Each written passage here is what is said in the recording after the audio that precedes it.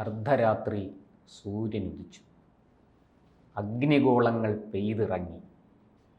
9 ഭീകര പരിശീലന കേന്ദ്രങ്ങളാണ് തവിട് പൊടിയായത്. 17 പേർ മരിച്ചു എന്നാണ്. 9 കേന്ദ്രങ്ങൾ. പാക് ഒക്യുപ്പൈഡ് കാശ്മീരിൽ 5ഉം പാകിസ്ഥാനിലെ 4ഉം. അതിൽ പാകിസ്ഥാനിലെ ജെയ്ഷെ മുഹമ്മദിൻ്റെയും ലഷ്കർ ഇ തോയ്ബയുടെയും ആസ്ഥാനങ്ങൾ ഉൾപ്പെടെ 9 കേന്ദ്രങ്ങളിലാണ് അഗ്നിഗോളം. അവിടെ ആയിരിക്കുമല്ലോ ഹമാസ് വന്നിരുന്ന സ്ഥലം. അതായിരിക്കുമല്ലോ ഹമാസിന്റെ ആൾക്കാർ. ഹമാസ് വന്നിരുന്നത് പാക് ഒക്യുപ്പൈഡ് സ്വാതന്ത്ര്യദിനം ലഷ്കർ ഇ തോയ്ബയുടെ ആസ്ഥാനത്തും ജെയ്ഷെ മുഹമ്മദിന്റെ ആസ്ഥാനത്തും ഒക്കെയാണ് അവർ വന്ന് ചർച്ച നടത്തുന്നത്. കാശ്മീരിന്റെ സ്വാതന്ത്ര്യം ആഘോഷിക്കാൻ വേണ്ടി വന്നത്. കാശ്മീർ ഐക്യദാർഢ്യം. എന്താണ് സാർ ഈ അർദ്ധരാത്രിയിലെ സൂര്യോദയത്തിന് പിന്നിലെ കഥ? ഈ അർദ്ധരാത്രി എന്നുള്ളതിന് പല അർത്ഥങ്ങളുണ്ട്. അർദ്ധരാത്രിയാണല്ലോ ബ്രിട്ടൻ്റെ യൂണിയൻ ജാക്കിൻ്റെ പതാക താഴ്ത്തി ഇന്ത്യയുടെ ദേശീയ പതാക ഉയർത്തിയത് സ്വാതന്ത്ര്യം കിട്ടിയ ദിവസം. നമ്മുടെ മഹാത്മാരായ മഹാത്മാഗാന്ധിയുടെയും ജവഹർലാലിൻ്റെയും അങ്ങനെ എണ്ണമറ്റ സുഭാഷ് ചന്ദ്ര പോലുള്ള അതിനു മുമ്പ് താന്തിയ തോപ്പി, ഝാൻസി റാണി എന്നിവരുടെയൊക്കെ ഭഗത് സിംഗ്, ചന്ദ്രശേഖർ ആസാദ് ഇവരുടെയൊക്കെ ജീവിതം ത്യജിച്ചുള്ള ആ ഒരു കഠിനമായ യത്നത്തിലൂടെ ഇന്ത്യ സ്വാതന്ത്ര്യത്തിൻ്റെ ദീപ്തം നാളങ്ങൾ അണഞ്ഞ ദീപം തെളിയിച്ച ദിനം. പാകിസ്ഥാനും സ്വാതന്ത്ര്യം കിട്ടിയിട്ടുണ്ട്. സ്വാതന്ത്ര്യം കിട്ടിയപ്പോഴാണല്ലോ അവർക്ക് അവരുടെ മതത്തിൻ്റെ പേരിൽ ഒരു രാഷ്ട്രം വേണമെന്ന് പറഞ്ഞ് ഡയറക്റ്റ് ആക്ഷനിലേക്ക് പോയി ഏതാണ്ട് 1.5 ലക്ഷത്തോളം ഹിന്ദുക്കളെ കൊന്നത്.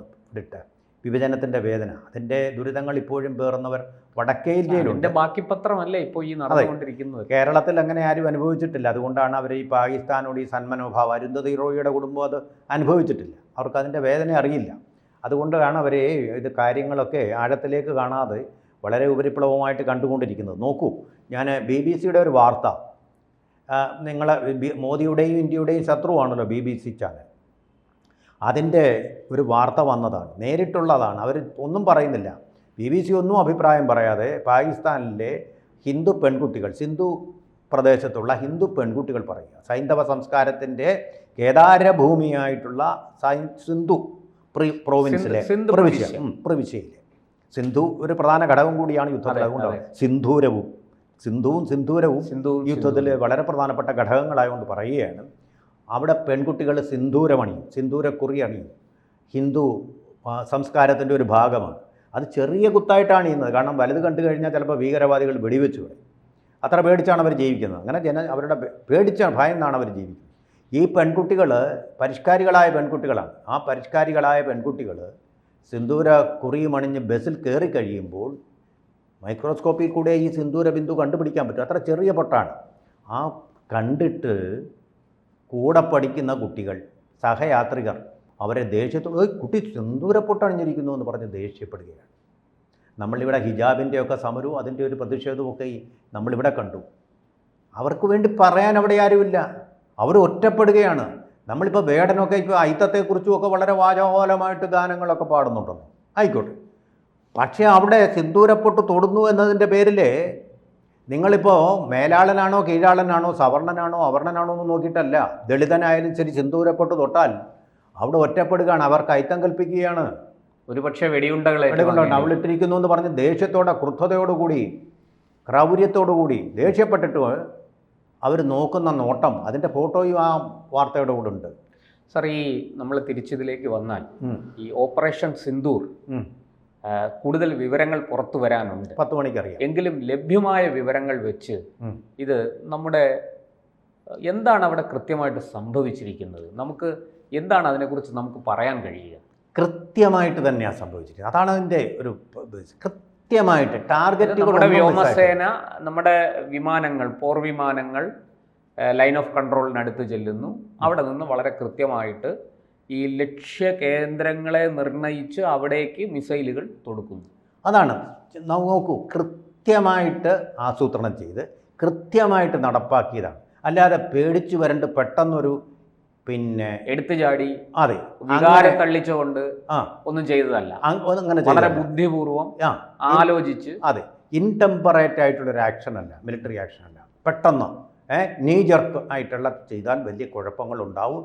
ലോക രാജ്യങ്ങളുടെ നിന്ദയ്ക്ക് പാത്രീഭൂതമാവും അങ്ങനെയുള്ള ആക്ഷൻസ് എടുത്താൽ. ഇതങ്ങനല്ല, well planned, calculated, orchestrated and calibrated action എന്ന് മിലിറ്ററി ഭാഷയിൽ പറയും. അങ്ങനെ ചെയ്ത് കൃത്യതയോടുകൂടി അവിടെ ആസൂത്രം കൂളായിട്ട് ചെയ്തു. അത് മറ്റൊരു കാര്യം, മോദിയുടെ കൂൾനെസ് കണ്ടു, ഒരു വെപ്രാളവും ഇല്ല. അദ്ദേഹം ഇന്ത്യയിൽ ചെയ്യാനുള്ള ജോലികളെല്ലാം ചെയ്തുകൊണ്ട് തന്നെ ഇത് കോർഡിനേറ്റ് ചെയ്തു.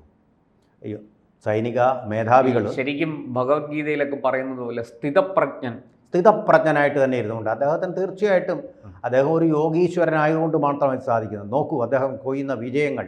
ഈ മോദിയെയാണ് നിങ്ങൾ മാർക്സിസ്റ്റുകാരാ കോൺഗ്രസ്സുകാരാ ചായക്കടക്കാരെന്നും ചായക്കച്ചവടക്കാരെന്നും പറഞ്ഞ് അധിക്ഷേപിച്ചു കൊണ്ടിരിക്കുന്നത്.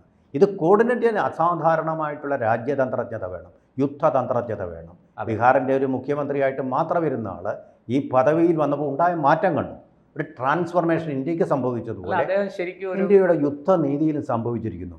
മറ്റേ മൻമോഹൻ സിംഗ് എന്താ ചെയ്തത്? മുംബൈ ആക്രമണം ഉണ്ടായി കഴിഞ്ഞിട്ട് എന്ത് അമേരിക്കയെ നോക്കി നിലവിളിക്കുകയല്ലാതെ എന്ത് കുന്തമാണ് ചെയ്തിട്ടുള്ളത്? എന്ത് കുന്തമാണ് നിങ്ങൾ ഈ അവകാശവാദങ്ങൾ ഉന്നയിക്കുക, നിങ്ങൾ എന്ത് ചെയ്തു എന്നുള്ള ഒരു കാര്യം കൂടി ആത്മപരിശോധന നടത്തണം. അതാണ് വ്യത്യാസം. ലോകത്തിൻ്റെ മുഴുവൻ ആദരവ് പേറുന്ന ഒരു സംഭവമാണ് നടന്നത്. ഈ ഭീകര ക്യാമ്പുകൾ ഇല്ലാതാവുക എന്ന് പറയുന്ന ലോകത്തിനെ മുഴുവൻ ഭീകരതയുടെ ഈ കൊടും കരാളതയിൽ നിന്ന് രക്ഷിക്കുകയാണ് ചെയ്തത്. കിരാതത്വത്തിൽ നിന്ന് വളരെ വ്യക്തമാണ് സാർ. ഒരു സിവിലിയന് പോലും, ഒരു പാക് പൗരന് പോലും ആപത്തുണ്ടായില്ല. പക്ഷേ വളരെ കൃത്യമായിട്ട് ഭീകര ക്യാമ്പുകൾ ആക്രമിച്ചു. അവിടെ നിരവധി മരണങ്ങൾ, ഇപ്പോൾ എണ്ണം പുറത്തു വരുന്നതൊക്കെ ഇനി വ്യക്തമായ കണക്കുകൾ പുറത്തു വരേണ്ടിയിരിക്കുന്നു. നോക്കൂ, ഒരു സൈനിക വക്താവ് ഒരു പോസ്റ്റ് ഇട്ടിരുന്നു. ആ പോസ്റ്റിൽ ഇതാ പറയുന്നത്, ഒന്നുമില്ല, ഓപ്പറേഷൻ സിന്ദൂർ എന്നുള്ളതിൻ്റെ നടുക്ക് ഒരു സിന്ദൂര പൊട്ട്, ഓർന്നുള്ളതിന് മുമ്പായിട്ടൊരു പൊട്ടും ഇട്ടിട്ട് അദ്ദേഹം രണ്ട് വാക്യേ പറഞ്ഞിട്ടുണ്ട്. ഇത് തന്നെയാണ് ഈ ഓപ്പറേഷൻ്റെ എസൻസ് എന്ന് പറയാം. ഒന്ന്, ജസ്റ്റിസ് ഈസ് സെർവ്ഡ്, നീതി നടപ്പാക്കിയിരിക്കുന്നു. രണ്ടാമത് ജയ് ഹിന്ദ്, നമുക്കറിയാം ജയ് ഹിന്ദ്. വേറെ ഒന്നുമില്ല. ഈ രണ്ടെണ്ണം നീതി നടപ്പാക്കാൻ വേണ്ടി ഇന്ത്യ ദാഹിക്കുകയായിരുന്നു. നീതി ദേവത അത് നടപ്പാക്കിയിരിക്കുന്നു. അത് വേണം. ഹിംസാത്മകമായി വരുന്ന ഒരു പേപ്പട്ടിയെ തല്ലിക്കൊല്ലുക എന്ന് പറയുന്നത് ഹിംസയല്ലെന്ന് മഹാത്മാഗാന്ധിയാണ് നമ്മളെ പഠിപ്പിച്ചത്. അതാണ്, ആ അഹിംസയാണ് ഇപ്പോൾ ഭാരതം നടപ്പാക്കിയിരിക്കുന്നത്. അത് വളരെ അഭിമാനം. ഇന്ത്യയുടെ കുറ്റവാളികളെ തെരഞ്ഞുപിടിച്ച് ശിക്ഷിച്ചിരിക്കുക. മോദിയുടെ തൊപ്പിയിൽ, ഇന്ത്യൻ സൈന്യത്തിൻ്റെ തൊപ്പിയിൽ ഒരു തൂവൽ കൂടി രാഹുൽ ഗാന്ധി എത്രമാത്രം അധിക്ഷേപിച്ചിട്ടുണ്ടോ ആ അധിക്ഷേപങ്ങൾക്കെല്ലാമുള്ള മറുപടി. ഇനിയെങ്കിലും ഇതുപോലുള്ള വിഡ്ഢിതങ്ങൾ രാഹുൽ പറയരുത്. അതിലിപ്പോൾ രാഹുൽ ഗാന്ധി പ്രധാനമന്ത്രിയെ കാണാൻ പോകും എന്നൊക്കെയാണ് പറയുന്നത്. അതെന്തായാലും ഇങ്ങനൊരു സംഭവം നല്ല കാര്യമാണ്. ഇനി പിന്നെ ചോദിക്കരുത് ഇങ്ങനെ നടന്നത് തന്നെയാണോ, തെളിവ് ചോദിക്കരുത്. പട്ടാള ഓപ്പറേഷൻ ഇതിപ്പോൾ വളരെ കൃത്യമായിട്ട് നമ്മൾ ലഭിക്കുന്ന വിവരങ്ങൾ അനുസരിച്ച് പ്രധാനമന്ത്രി രാത്രി ഈ ആക്രമണം ആരംഭിച്ചത് മുതൽ അത് അവസാനിക്കുന്നത് വരെ നേരിട്ട് കാര്യങ്ങൾ നിരീക്ഷിച്ചു കൊണ്ടിരുന്നു. അദ്ദേഹത്തിന്റെ ഓഫീസിൽ തന്നെ ഉണ്ടായിരുന്നു. അദ്ദേഹത്തിന് അല്ലെങ്കിൽ തന്നെ ഉറക്കമില്ല. 18 മണിക്കൂറും ജോലി, അധ്വാനമാണ്. രാവിലെ 6 മണിക്ക് പോയാൽ അദ്ദേഹം മന്ത്രിമാരും ഉദ്യോഗസ്ഥരും എല്ലാം പോയി കഴിഞ്ഞാൽ മടങ്ങുകയേ ഉള്ളൂ. രാജ്യത്തിന് വേണ്ടി അദ്ദേഹം ഉറക്കമിളച്ച് കാത്തിരിക്കുകയാണ്. കണ്ണിൽ എണ്ണയൊഴിച്ച് കാത്തിരിക്കുന്ന ഒരാളാണ്, അല്ലെങ്കിൽ തന്നെ യുദ്ധമല്ലാത്ത കാലത്ത് പോലും. അപ്പോൾ ഇതാണ് അദ്ദേഹം എന്നുള്ളത് മനസ്സിലാക്കുക. അത് ഇന്ത്യയുടെ ശരിക്കും ഒരു മഹാത്മാവ് തന്നെയാണ് മോദി എന്നുള്ള കാര്യത്തിൽ സംശയമില്ല. കാരണം ഇത്ര കുറ്റമറ്റ രീതിയിൽ, ആരും കുറ്റപ്പെടുത്താത്ത രീതിയിൽ ഒരു യുദ്ധം നടത്താൻ വളരെ ആസൂത്രണങ്ങൾ അദ്ദേഹം ചെയ്ത് എല്ലാവരുമായിട്ട് കോർഡിനേറ്റ് ചെയ്തുകൊണ്ട് വൃത്തിയായിട്ട് ഒരു പാളിച്ചയും പഴുതുമില്ലാത്ത വിധം അത് അദ്ദേഹം നിർവഹിച്ചിരിക്കുന്നു. ഇന്ത്യ മുഴുവൻ അദ്ദേഹത്തിന് ഒരു വലിയ കയ്യടി കൊടുക്കേണ്ട സന്ദർഭം.